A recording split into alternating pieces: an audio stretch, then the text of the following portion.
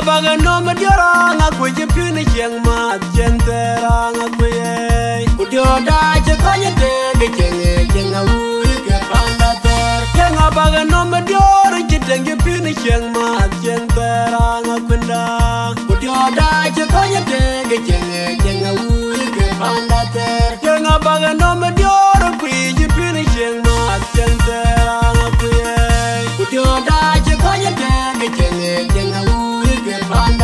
Nanga kwe tiga diar pet yara nyir pyo ni chenga to be chenga wai chenga chenga nanga kwe tiga diar ni kan yara nyir pyo ni chenga to be chenga wai chenga chenga chang di da chatye ke jinyara kune no mana do diar panen ayatye ke jinyane ikam no yo yiri ke gulung panda chang di da chatye ke jinyara kune no mana do diar panen ayatye ke jinyane ikam no yo yiri ke gulung panda chang di da chatye ke jinyara kune no mana do diar panen ayatye ke jinyane ikam no yo yiri ke gulung panda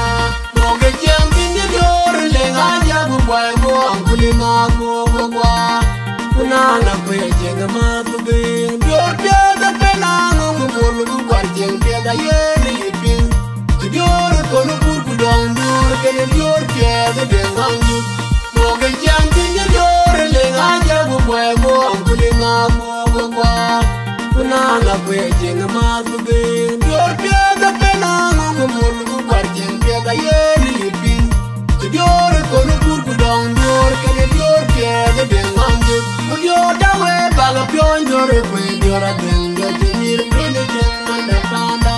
to mama danyali ko jokol maya kwale mama daye ke webe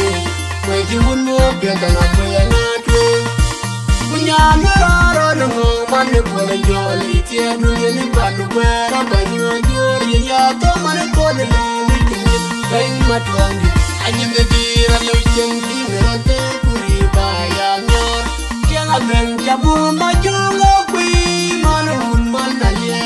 Kide kinum jenga jengkin wilio Iti adu yin tong mananyole madini jengo Adong ajwe gemaj Kinu ulo kipira ye gwati Kan biat poke jengkin di yor Leng aja bubwa mo angkuli mako kwa Kunanga kwe jenga matuge Yor pyaga penang Ongo bolu bukwar jeng pyaga ye ni yipin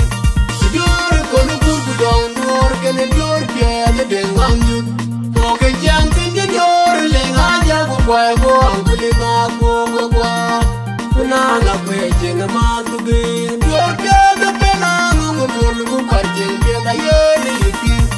Dur kono kurgu dong dur kene dur kene deng angyut Kunyir ko toge nyar panang akwe Nyir ko toge nyar pandela way Kalwela mayu la de lwal nyana dengi nyanche nini jakiri bintu minu Achi ga cholo jawo nyulu yari kelen akwe nyante Yanyi keng chayi binyo ngayon Adere jol gile nyanyi ting Wijen chamere go mnyawe jabelu na kwenye bier ya ule jitenda